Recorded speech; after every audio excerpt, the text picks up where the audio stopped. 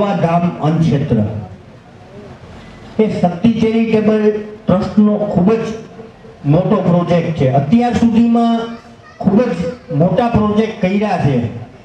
આ 8મું વર્ષ છે આ સંસ્થાને. દર વર્ષે અમે 11 મા બાપ વગરની દીકરીઓના લગ્ન કરીએ છીએ, જેના મા બાપ ન હોય, કાકાની રહેતી હોય, મામાની રહેતી હોય, ફુવાની રહેતી હોય, એવી દીકરીઓને અમે આખું વર્ષ ગોતીએ. એવી તમારી આ નજરમાં કોઈ દીકરી હોય તો અમને કહેજો. આપણી સમૂહ લગ્નના તારીખ છે 7/2/2027. હવે તમારી આજુબાજુમાં એવી કોઈ દીકરી રહેતી હોય કે એના કાકાનિયા, મામાનિયા, ફુવાનિયા, તો તમે ખાસ ધ્યાન રાખજો. આ આપણો ગાયત્રી શક્તિ પરિવાર છે. તમે તમારી નો કાઢતા હો, એમાં તમારું મુખ્ય યજમાન લખેલ 81 નંબર.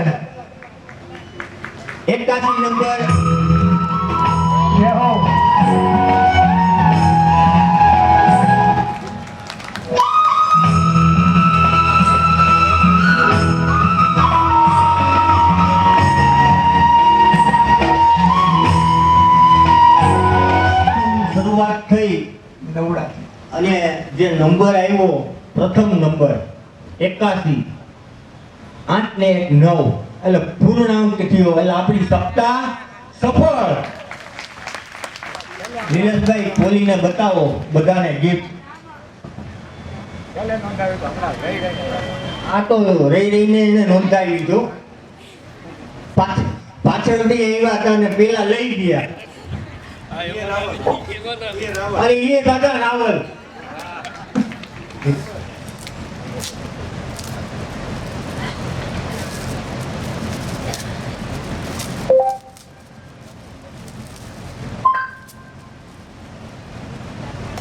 યોગેશભાઈ સૌદાસભાઈ વરુને વિનંતી કરું કે તેઓ મને આજનું જે દાતાશ્રીઓ છે તેઓનું મને લિસ્ટ મોકલે.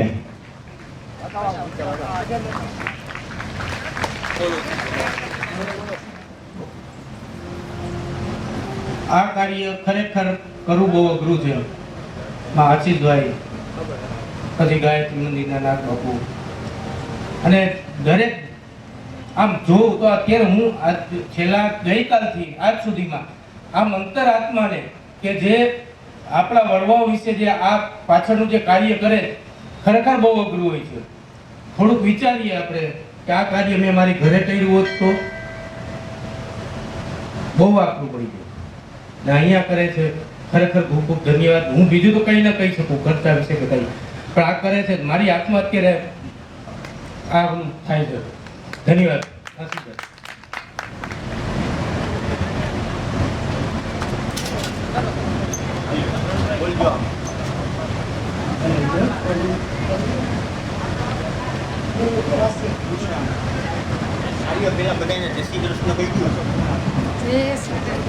સર્વે પરિવારના જય શ્રી કૃષ્ણ.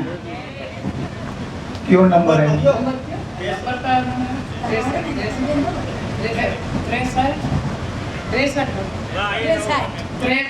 નંબર એ પણ 9 નો પૂર્ણાંક 6 ને 3 9, ઓલો 8 ને 1 9, 4 ને 5 9. આ બેન રેખાબેન બબલદાસ રાઠોડ મુંબઈ થી આવ્યા છે. મુંબઈ સુધી આપણી સપ્તાહની ચર્ચા છે. આવો પધારો રેખાબેન.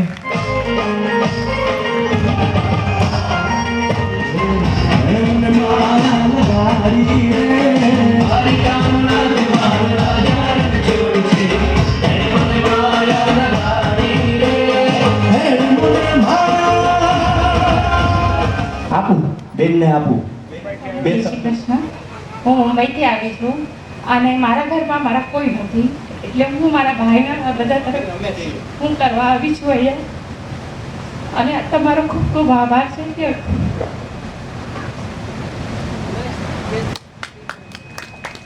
બોલ શ્રી ગિરિરાજ કરણ કી.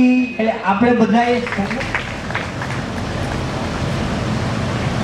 બોલ શ્રી કૃષ્ણ કનૈયા લાલ કી જય. ત્યારબાદ 1100 રૂપિયા એક રામ ભરોસે આવેલા છે, નામ નથી આવડતું.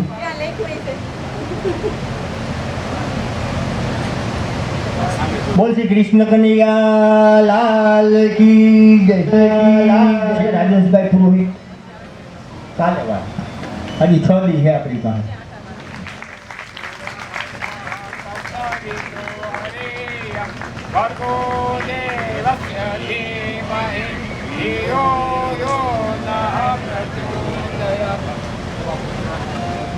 દરેક આપણી ફરજ બને છે કે તાલીઓ વગાડવી જોઈએ. ધન્યવાદ.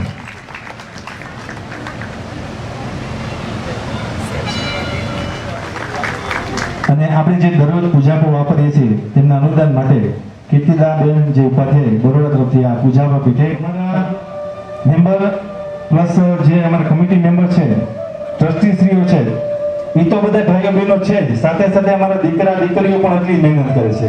એવી અમારી શક્તિ પરિવારની લાડોભાઈ દીકરીઓ કે જે દરેક પ્રોજેક્ટમાં અમારી સાથે હોય છે. અને એમાં ચોપડા વિતરણમાં તો તમારું કેસ ડિપાર્ટમેન્ટ દીકરીઓ સંભાળ્યો હતો, કારણ કે દરરોજનું અમારું જે ચોપડા વિતરણ થઈ જાય એટલે છેલ્લે જે કંઈ અમારું હિસાબ કરવાનો હોય એ અમારી હવે પછી જે તાલી વગર એને જમવા મોકલવા છે. વારે રવિ દાદા દ્વારા સન્માન કરવામાં આવી રહ્યું છે નાગભાઈ વાળાનું. અમારા કોઈ પણ પ્રોજેક્ટ હોય, પહેલા જે આશીષભાઈ વાત કરી એ પ્રમાણે અમે નાગભાઈ વાળાને વિનંતી કરીએ છીએ, પૂછીએ છીએ તમારા હું ડૉક્ટર અમારા ટ્રસ્ટી શ્રી શક્તિ ચેરિટેબલ ટ્રસ્ટના ગિરનારી મહારાજની જય. કૃષ્ણાય વાસુદેવાય હરે કૃષ્ણાય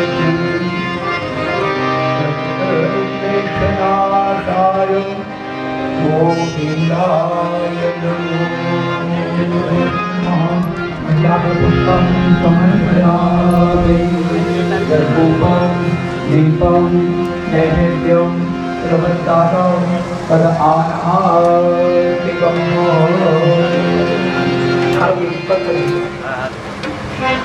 તમામ યજમાનો હવે પોતપોતાના સ્થાને બેઠા બેઠા આરતી પ્રગટાવજો.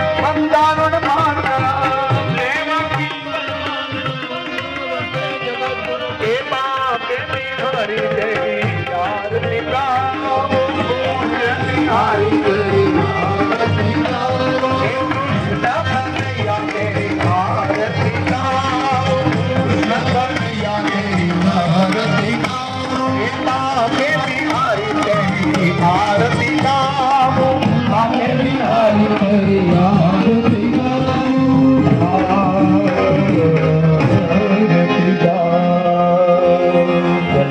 यानि च पापानि धर्मान्तर्भूतानि च तानि सर्वाणि नश्यन्तु प्रदक्षिणा गले गले क्या बात मिठाई लेने जमुना की आरती अपनी हरि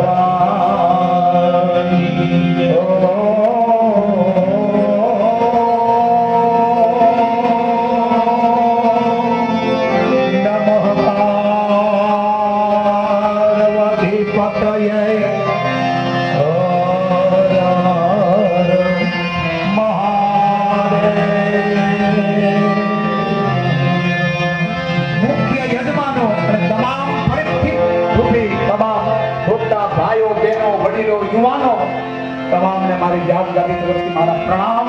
આપ સૌને જય શ્રી કૃષ્ણ. જય શ્રી કૃષ્ણ.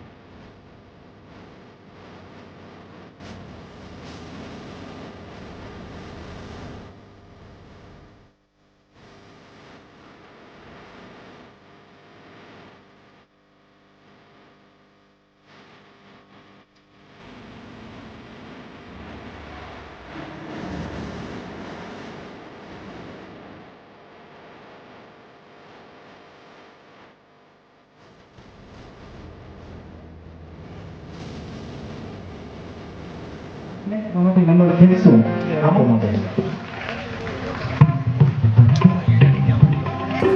ગઈકાલે આપણે 2 ઇનામ આપ્યા હતા. આજે આપણે 3 લકી ડ્રોના ઇનામ આપવા આવે છે.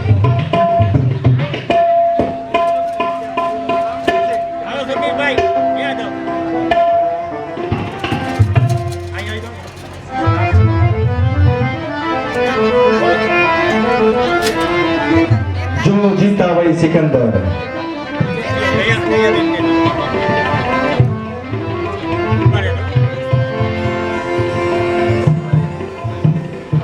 બોલો ગાયત્રી માત કી જય. 42 નંબર વાળા નાથુભાઈ ઓડેદરા. આ નાથુભાઈ નરસિંહભાઈ ઓડેદરા એનો પરિવાર આજ હાજર થઈ જાય એમનો નંબર નીકળે છે.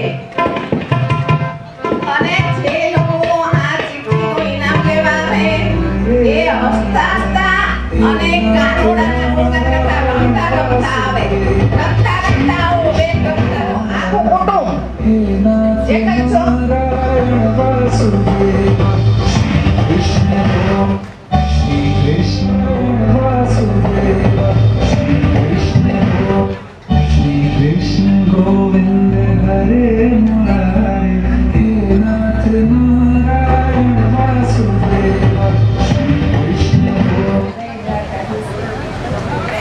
આ બેનને પણ 42 નંબર નાથુભાઈ ખીમજીભાઈ ઓલેદ્રા, નરસિંહભાઈ ખીમજીભાઈ ઓલેદ્રા, એમને પણ આજે આ આપણી પુરુષોત્તમ મહિનાની ભાગવત સપ્તાહ પ્રસંગે રાધે કૃષ્ણની ખૂબ જ સુંદર પ્રતિમા મળી છે. આ નસીબદાર કહેવાય કે આ સુંદર ભેટ મળી. પુષ્પહાર કરવાનો છે એની ચિઠ્ઠી ખેંચાઈ રહી છે. અમે બધી પેટી અલગ અલગ રાખી ઉપર સ્ટીકર મારેલા છે. 50 નંબર કિરણબેન તુલસીદાસ ઝીંઝુવાડિયા.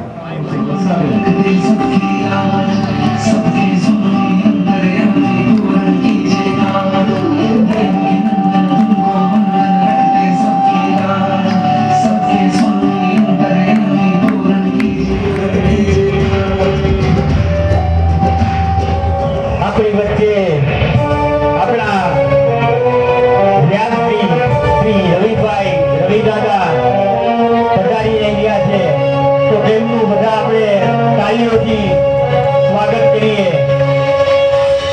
પધારો દાદા, પધારો.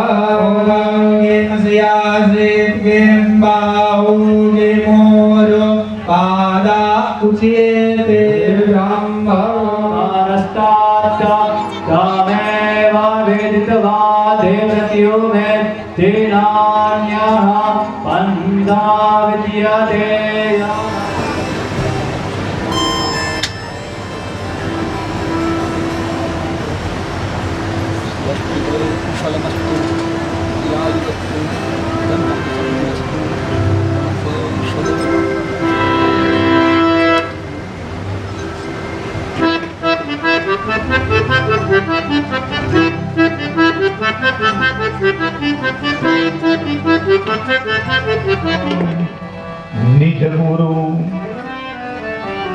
સર્વાર્થ સિદ્ધિ મુખ્યમ નરમ ચૈવ નરોત્તમં દેવી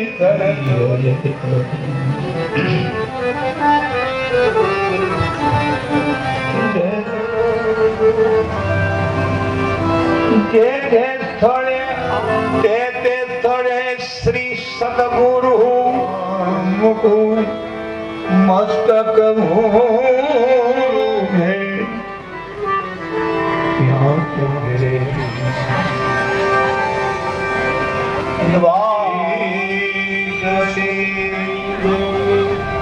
ભગવાન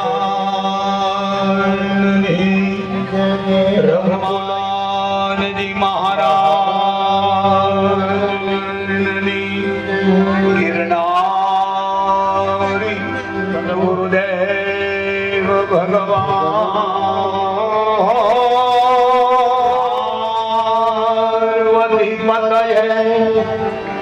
નહીં ભાઈ બેટા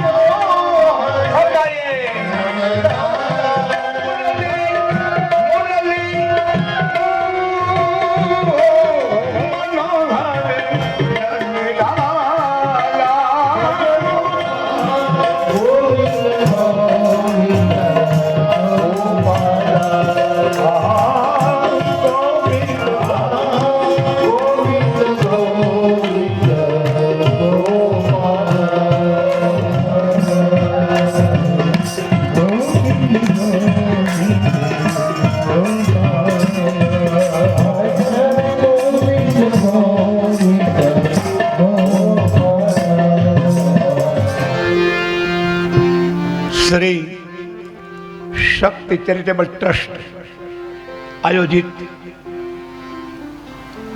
સેવા યજ્ઞ આપણે બધા સાથે મળી અને એનું રસપાન આપણે કરી રહ્યા છીએ. આજે શ્રીમદ ભાગવત સેવા યજ્ઞ કથામૃતમ રસામૃતમ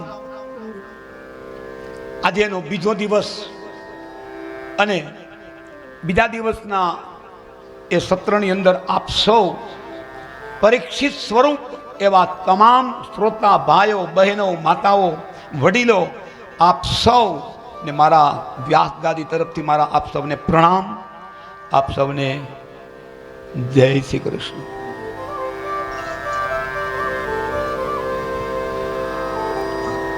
શ્રીમદ ભાગવત પૂર્વ ભૂમિકાની અંદર નવમી સાણિયાની અંદર સુજી મહારાજ યાત્રા કરવા માટે નીકળ્યા છે. 88,000 ઋષિઓ એકત્ર થયા છે. સુજી મહારાજને જોતાની સાથે જ બધા ઊભા થઈ ગયા, સ્વાગત કર્યું. આપણે કાઠિયાવાડની મહેમાનગતિ બહુ વખણાઈ અને એને કારણે મહેમાનગતિ આપી. મહેમાન ઘેરે આવ્યા પછી તરત જ એને વળાવી ન દેવાય, એને પૂછવું પડે કે કેમ કઈ કામ હતું. હા, અમારા ભાઈનું સાહેબનું કામ હતું, સાહેબ તો કે ઓફિસ ગયા છે, બહારથી વળાવી દેવા એમ કરતા મહેમાન ગતિ કેવી હોય, મહેમાન ગતિ કાઠિયાવાડની કેવી હોય, એ તો આખા દેશમાં પ્રખ્યાત છે.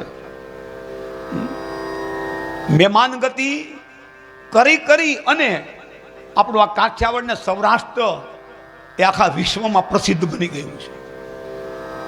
કાઠિયાવાડની મહેમાન ગતિ અદ્ભુત સાહેબ. અને એમાંય જો આ ગીરમાં અને આ નેસડામાં જાઓ એની જે મહેમાન ગતિ તો અદ્ભુત છે સાહેબ. મહેમાન ગતિ કેમ કરાય? આપણા લોક સાહિત્યના એવા શીરતા જ એવા જો કોઈ હોય તો છે કાગ બાપુ. કવિ કાગે એની વાત કરી છે કે માણસ તારી પાસે આવે છે એ પોતાના કબાટ રૂપી હૃદયની અંદર રાખેલી અંગત બાબત અને અંગત વાત કરવા માટે તારી પાસે આવે છે. તારી પર એને વિશ્વાસ છે કે આ મારી વાત સાંભળશે અને એટલા માટે તારી પાસે આવે છે, માટે એને તું સાંભળજે. એ આવે એને આવકારો તો દેજે, એટલે એને પાણી પીવડાવજે અને પછી એની વાત સાંભળજે અને પછી એને ધીમે ધીમે બોલવા દેજે. શું કામ? એને વિશ્વાસ છે કે આ મારા સંસારની સમસ્યાઓનું નિરાકરણ આ માણસ કરી શકશે અને એને કારણે તમારી પાસે આવે છે. માટે વાત એની સાંભળીને અને આડું ન વધો જે રે, વાત એની સાંભળીને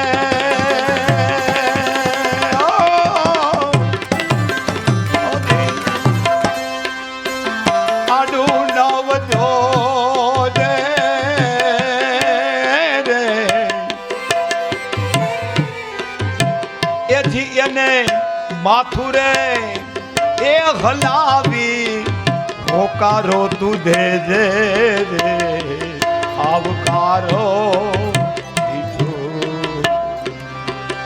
એ આપને.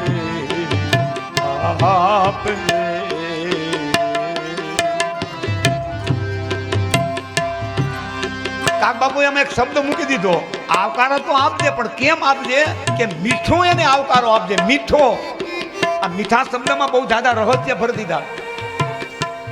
કાઠિયાવાડના માણસમાં વિવેક હોય અને એ વિવેક છે ને જીભ દ્વારા બહાર જ્યારે આવે ને એને મીઠો કહેવાય.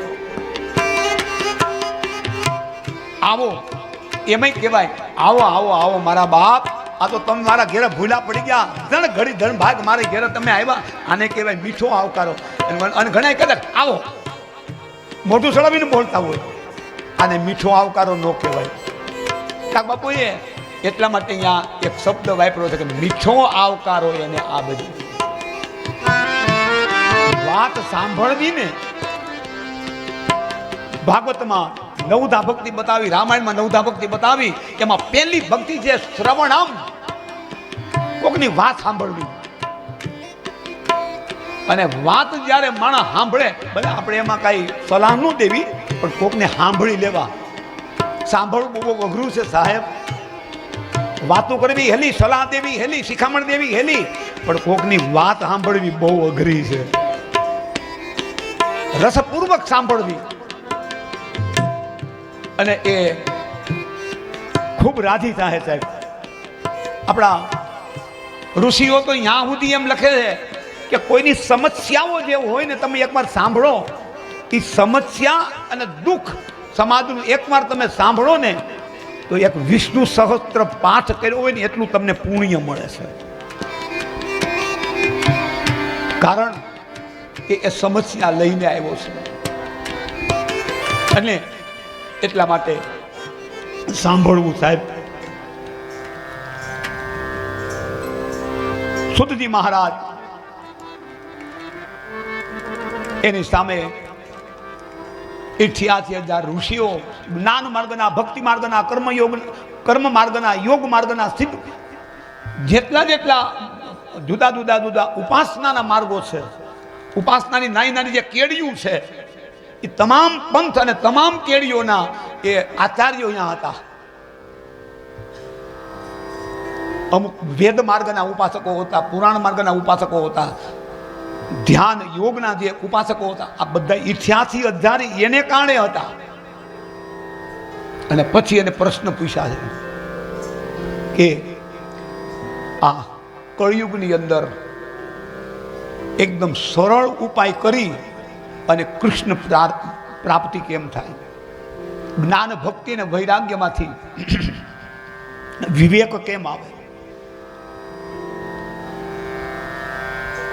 કળિયુગના અસંખ્ય સાધનો બતાવ્યા છે પ્રભુ પ્રાપ્તિના, એમાં સરળમાં સરળ સાધન કયું. આજે પ્રશ્ન પૂછ્યા અને પ્રશ્નના પ્રત્યુત્તરમાં સૂર્ય મહારાજે પહેલા ગુરુદેવને યાદ કર્યા. ગુરુને એકવાર યાદ કરો સાહેબ, હૃદયમાં જ્ઞાનનું પ્રાગટ્ય થશે. જ્ઞાન એનો સૂર્ય જો હૃદયમાં ઉગાડવો હોય ને તો એકવાર ગુરુને યાદ કરો. પણ એ ગુરુ કેવો ગુરુ કે જે ગુરુ પામેલો હોય, માપેલો નહીં. જેણે એને પોતાના સાધનાથી એને સિદ્ધ કર્યો છે. આત્મતત્વ જેનું જાગૃત થઈ ગયું છે અને આત્મતત્વ અને પરમાત્મા તત્વ વચ્ચે એનો જે પડદો હતો ને એ હટી ગયો છે. એ પડદો જેને હટી ગયો છે એને કહેવાય પામેલો, જોયેલો, દીઠેલો. એને દીઠેલો તો કોણે? વિઠ્ઠલ વિઠ્ઠલ વિઠ્ઠલા એ હરિ ઓમ વિઠ્ઠલા. આ બધા દીઠેલો તો એને. અને અટાણે દીઠેલા બેના સ્વયં ગુરુ ઉત્પન્ન થઈ ગયા કળિયુગના પ્રભાવને કારણે. સ્વયં ગુરુઓ સ્વયં ઘોષિત જાહેરાત કરી અમે ગુરુ છીએ. એને નહીં, મીરાબાએ દીઠેલા, નરસિંહ મહેતાએ દીઠેલા, મૂળદાસે દીઠેલા, આ આપા ગીગાએ દીઠેલા, અમારા જલારામે દીઠેલા. જેણે પામેલા હોય, માપેલા નહીં, પામેલા, આને કહેવાય ગુરુ. વોહી ગુરુ. એ પરમાત્મા તત્વ અને બ્રહ્મ તત્વની વચ્ચેનું જે દિવાલ છે એ જેને હટી ગઈ હોય, તૂટી ગઈ હોય, અને પરમાત્મા તત્વની સાથે આત્મ તત્વ જેનું સંલગ્નતા જેને થઈ ગઈ હોય, એવો ગુરુ. વોહી ગુરુ હે. અને આવો ગુરુ એ જ્યારે કૃપા કરે સાહેબ, માટે અહીંયા ગુરુને યાદ કરે છે. સૂર્ય મહારાજે ગુરુનું મનમાં સ્મરણ કર્યું. સ્કંદ પુરાણના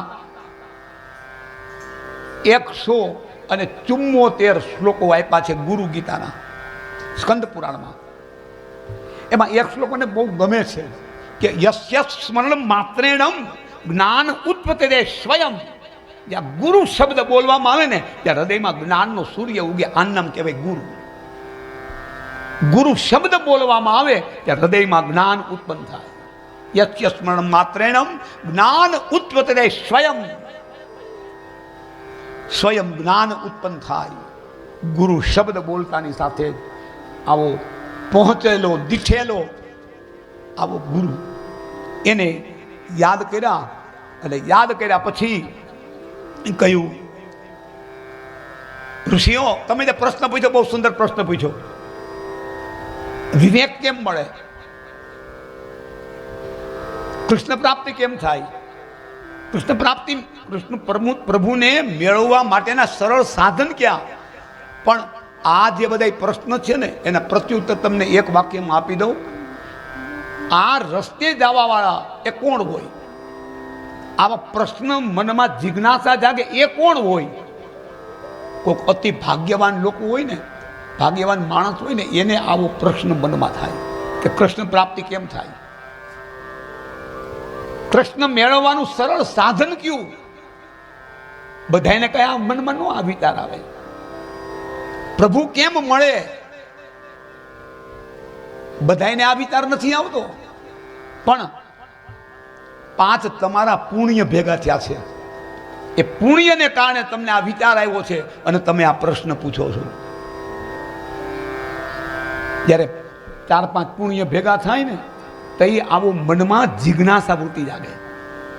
એમાં પહેલા વહેલા પૂર્વ જન્મનું પુણ્ય તઈ આવો વિચાર આવે. બીજું, આપણા પૂર્વજો એટલે 6 પેઢી ઉપરના જેટલા આપણા બાપ દાદાઓ છે, આને પૂર્વજ કહેવાય, એનું પુણ્ય ભેગું થાય. ત્રીજું, આપણા પિતૃનું પુણ્ય ભેગું થાય. ચોથું, સદગુરુદેવ ભગવાન એની કૃપા થાય. અને ચોથું, પાંચમું, પ્રભુ કૃપા થાય. આ 5 કૃપા જ્યારે ભેગી થાય ત્યારે એના પુણ્યનો ઉદય થાય અને ત્યારે એના મનમાં આવો વિચાર આવે, કૃષ્ણ પ્રાપ્તિ કેમ થાય, કૃષ્ણ પ્રાપ્તિ માટેના સરળ સાધન ક્યાં, અને જ્ઞાન ભક્તિ અને વૈરાગ્યમાંથી વિવેક કેમ જાગે. આ બધાય પરોપકાર માટેના પ્રશ્નો છે. આ અંગત પ્રશ્ન નથી કે અમારા નંબર આવશે, કે અમને મકાન કેદી મળશે, અમારા છોકરાને નોકરી કેદી મળશે, અમારા છોકરાની હગાઈ કેદી થાય, અમને મકાન કેદી અને અટાણે ભાડે રહી છે ઘરનું કેદી થાય. આ બધા સ્વાર્થના પ્રશ્નો છે. આને તો પરમાર્થના પ્રશ્ન પૂછ્યા, જગતના કલ્યાણ માટેના પ્રશ્નો છે. આ આપણા માટેના પ્રશ્નો છે. આ પરમાર્થના જ્યારે પ્રશ્નો પૂછાય જેમાં નિસ્વાર્થ હોય, કોઈનો આમાં સ્વાર્થ નથી, પરમાર્થ માટે પ્રશ્ન પૂછ્યા છે, અને એમાં હંમેશા પ્રભુ આપણને સહાય કરતા હોય. બહુ સુંદર આખું જે શબ્દ ચિત્ર આખું તૈયાર કર્યું છે ભગવાન વ્યાસે. 9મી સારણીય હોય સાહેબ, 88 ઋષિ, ત્યાંમાં માઇકે નહોતા. વગર માઇકે એ 88,000 ને એ પૂછેલા પ્રશ્નના પ્રત્યુત્તરો દેતા હતા. હવે એ શુદ્ધિનો અવાજ કેવો હોય છે તમે એ તો કલ્પના કરો સાહેબ. 88,000 ઋષિઓ, અને એ વખતે આમ શાંતિ કેવી છે, કેટલીની એકાગ્રતા છે. અને નવરાય મળે એટલે મોબાઈલ બહાર કાઢીને ગેમ નો રમવા માંડતા, કારણ કે એ વખતે મોબાઈલ નહોતા. હવે તો કંટાળો આવે તો મોબાઈલ બહાર કાઢીને કે આ તો ઉત્તર અમે સાંભળી જ છે, એટલે ગેમ રમો થોડીક વાર. નહીં સાહેબ, આ એ સમય નહોતો, આ સત્ય યુગનો સમય છે. એકાગ્રતા, 10 ઇન્દ્રિયો અને 11મું મન, એને એકાગ્ર કરી અને જ્યારે સાંભળવામાં આવે એને કહેવાય શ્રવણ ભક્તિ. હોય શ્રવણ ભક્તિ હે. અને આ પ્રમાણે બધા કથા સાંભળતા, માટે એમાં માઇકની જરૂર ન પડે. પ્રચંડ અને બુલંદ એનો અવાજ હોય, પહાડી એનો અવાજ હોય સાહેબ. 88,000 જણા સાંભળતા, 1,00,000માં 12,000 જ ઓછા હતા.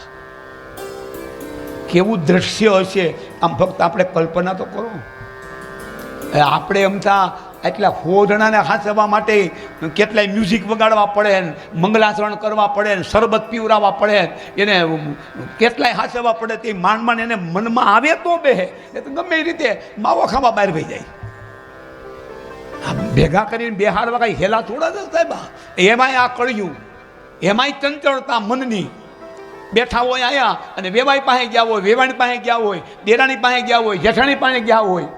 ઘેરે હું હાલતું હોય છે, મરચાનો ડબ્બો હતો એમાં મીઠું નાખી દે, વહુને બિચારાને કંઈ ભાન નથી પડતી, અહીં બેઠા બેઠા વિચાર કરતા હોય. તું એની ઉપાધિ કરીમાં. હવે એ 24 વર્ષથી એને બાપાની ઘેરે ત્યાં આવી છે, મીઠું શેમાં નખાય, ચટણી શેમાં નખાય, હળદર ક્યાં દબાય, એ બધી એને ખબર છે. પણ છતાં એ બેઠા બેઠા એ બળા જ કરે, બળા જ કરે, બળા જ કરે. એટલે સતત માણસ બળા કરે, એને શું કહેવાય? મહાબળેશ્વર. એટલે એ કાંઈ તીર્થ નથી, આમાં બળા જ કરતો હોય એમને.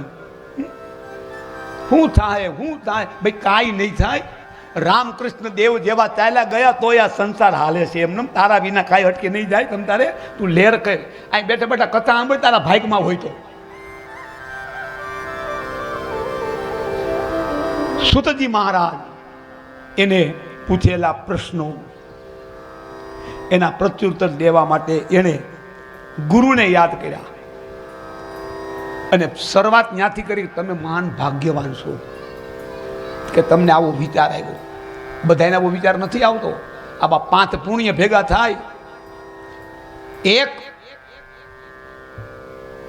ગોવર્ધન કૃપા, એક ગોપાલ કૃપા, ત્રીજી ગાયની કૃપા, એટલે આવી કૃપા જ્યારે થાય ને ત્યારે કૃષ્ણ ચરિત્ર વિશે વધારે જાણવાની માણસને ઈચ્છા થાય.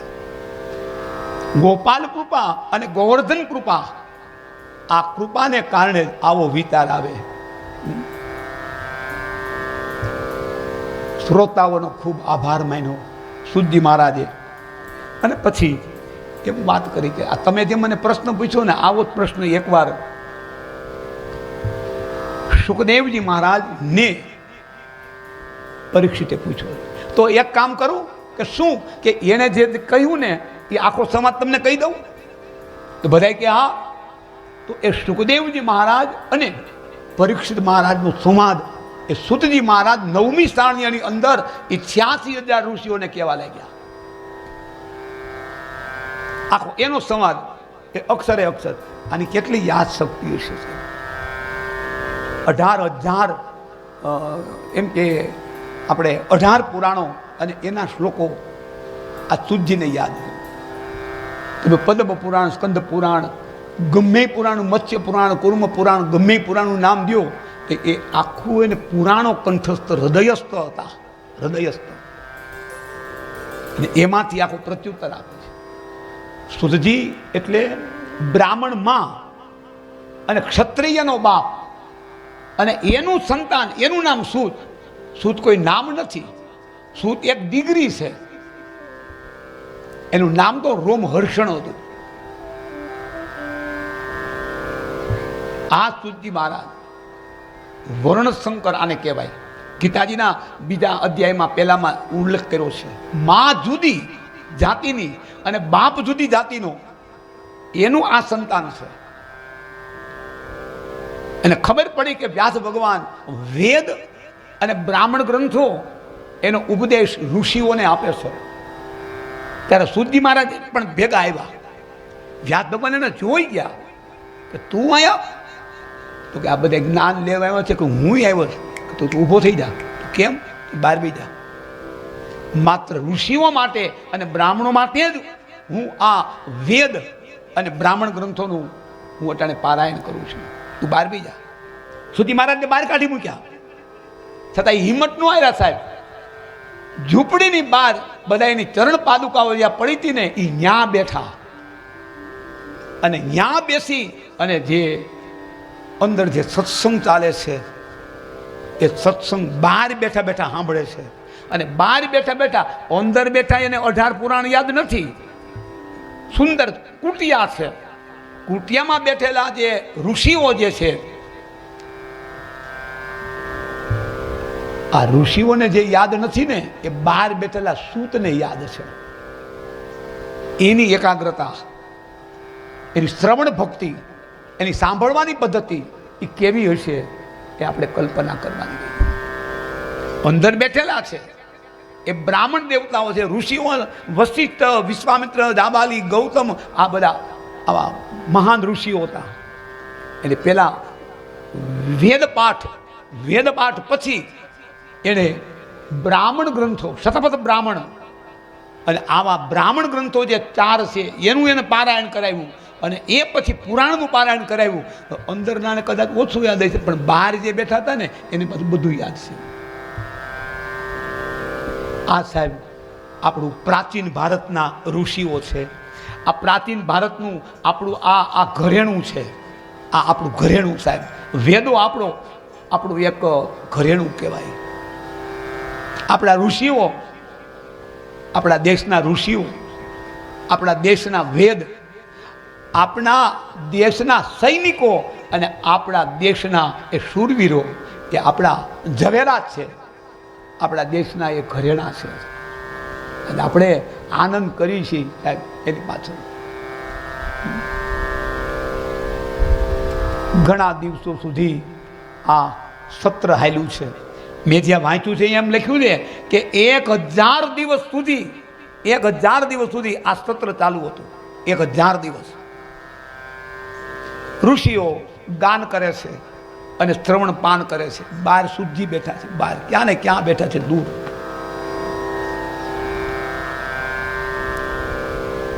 પ્રસંગનું વર્ણન કરતા કરતા એ કહેવા લાગ્યા કે તમે જે પ્રશ્ન પૂછ્યો ને એવો પ્રશ્ન એકવાર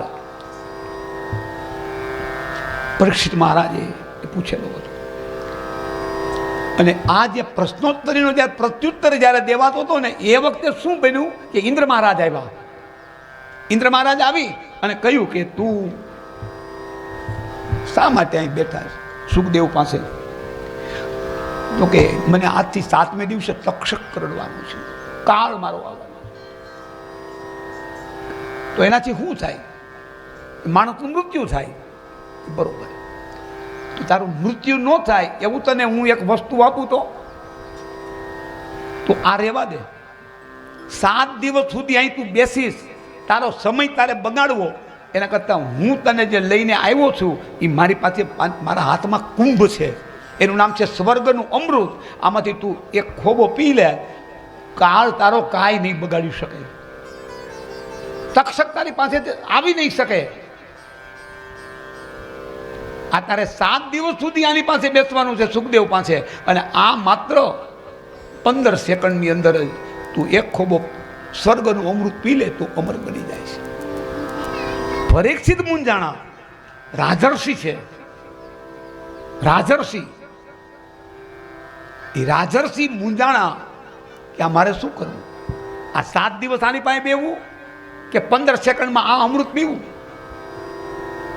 પરીક્ષિત મુંજાય છે. એ વખતે એ સુખદેવજી સામે જોવે છે. સુખદેવજી વિચાર કરવા લાગ્યા, કાં તો મારો શ્રોતા છે અને હું એનો વક્તા છું, એના પ્રશ્નના નિરાકરણ કરવાની મારી ફરજ છે. એટલે એના બોલ્યા વિનાનો એને પ્રશ્ન પૂછ્યો, એક પણ શબ્દ બોલ્યા વિનાનો પ્રશ્ન પૂછ્યો. કેવો પ્રશ્ન કે નજર ને નજર સે મુલાકાત કર લી, રહે દોનો ખામોશ ઓર ફિર ભી બાત કર લી. બોલ્યા વિનાની વાત કરી. તઈ સુખદેવે કહ્યું કે જો તારા મનની અંદર જે પ્રશ્ન ચાલે એનો જવાબ આપી દઉં. સાંભળ, આ સ્વર્ગનું અમૃત છે અને મારી પાસે કથાનું અમૃત છે. 2 અમૃત છે.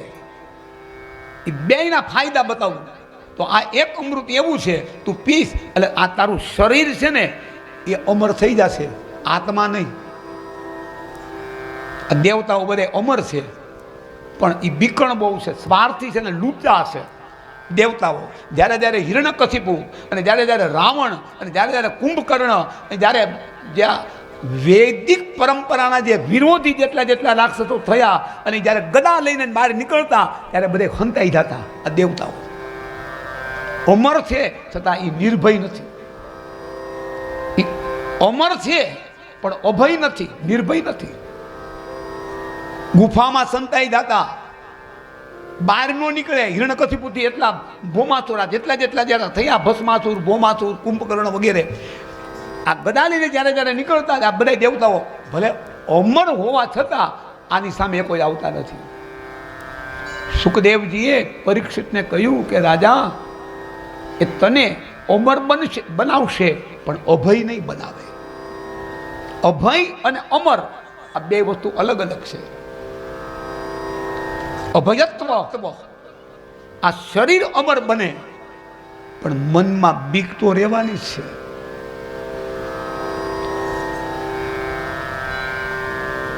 પરીક્ષિત મહારાજે સુખદેવજીનું પ્રત્યુત્તર સાંભળ્યું, નીચું માથું કરી ગયા, 2 હાથ જોડ્યા, કહ્યું મહારાજ મારે એ અમૃત નથી પીવું પણ આપના મુખમાંથી નીકળતું કથાનું અમૃત મારે પીવું છે. મારે અમર નથી થવું, મારે અભય થવું છે. મને કાળનો પણ બીક ન લાગે, કાળની મને બીક ન લાગે જરાય કે મૃત્યુ આવવા દે.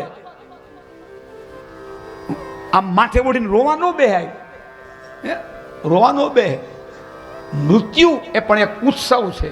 જેમ જન્મ ઉત્સવ છે એમ મૃત્યુ પણ ઉત્સવ છે. અત્યાર સુધી આપણે આ લોક જોયો, હવે આપણે બીજો લોક જોવાનો છે. આપણા જેવા કેટલાય આત્માઓ આપણી રાહ જોવે છે. આપણા કેટલાય પિતૃઓ અને પૂર્વજો આપણી રાહ જોવે છે કે બેટા તારી રાહ જોવો, હું તો અહીં બી અમે એકલા છે, અમને ગમતું નથી. બીજા જે લોક છે ને એ લોકમાં આપણે જવાનું છે. ત્યાં હવે આપણે પાછી મિત્રતારી બધા બાંધવાની છે. મૃત્યુ એક ઉત્સવ છે, જન્મ ઉત્સવ છે, એ મૃત્યુ પણ ઉત્સવ છે. આપણે પરંપરા, આપણી લાગણી અને સ્નેહ, અમુક વાત્સલ્ય અને મોહને કારણે આપણે પાત્રોમાં બંધાણા હોય. આપણા ઘરના પાત્રોમાં બહારના પાત્રોમાં બંધાણા હોય એ મોહ છે. એટલે આપણને લાગણી થાય કે આ બધાને છોડીને મારે જવું પડશે, પણ છોડીને નથી જાતો તું. તારા જેવા કેટલાય તારી રાહ જોવે છે, એના કરતાં હજી સારા વ્યક્તિઓ જે અહીંયા છે એને મળવા આપણે જવાનું છે. માટે મૃત્યુ એ મહોત્સવ છે. આ તારી રજનીશ વાત કરે છે, મહોત્સવ છે મૃત્યુ. આપ સૌ જાણો છો, આ બહુ જાણીતી બાબત. અંતિમ શ્વાસ જ્યારે પૂરા થઈ ગયા ત્યારે નિશ્ચેતન શરીર એનું પડ્યું હતું ઓશોનું. ત્યારે એના જેટલા અનુયાયી હતા ને એ બધા ખૂબ રમે, આખી રાત એને ડાન્સ કર્યો, આખી રાત્રિ એને ઉત્સવ બનાવ્યો છે. એક બાજુ નિશ્ચેતન પંચભૌતિક દેહ પડ્યો છે અને આ બધા આનંદ મનાવે છે. શું કામ? અમારા માર્ગદર્શક એક બીજા લોકની અંદર પણ પોતાના વિચારો દેવા માટે જાય છે. મૃત્યુથી કોઈ દી બીવું નહીં સાહેબ. હસ્તે મોઢે લઈ લે આવા દે.